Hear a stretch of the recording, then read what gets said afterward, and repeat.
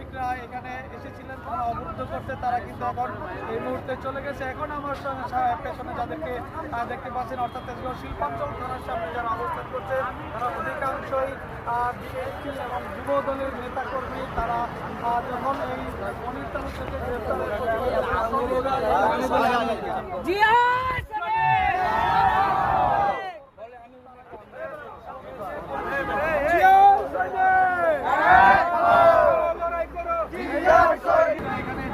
রাস্তা অবরোধ করে দেয় স্থানীয় যে প্রত্যক্ষদর্শীরা আমাকে জানিয়েছে, তারা একটি বিশৃঙ্খল পরিস্থিতি সৃষ্টি করার চেষ্টা করেছিল। তো বিএনপি নেতাকর্মীরা এসে তাদেরকে তাড়িয়ে দেওয়ার পরে এই মুহূর্তে কিন্তু এই এলাকার অবস্থা একদমই স্বাভাবিক রয়েছে এবং রাস্তায় কিন্তু যান চলাচল কিছুটা শুরু হয়েছে, যেহেতু অনেকক্ষণ গাড়ি বন্ধ ছিল, কিছুটা জট রয়েছে। তবে আস্তে আস্তে কিন্তু যান চলাচল স্বাভাবিক হচ্ছে এবং থানার যে কার্যক্রম, যে থানার ভারপ্রাপ্ত কর্মকর্তার সঙ্গে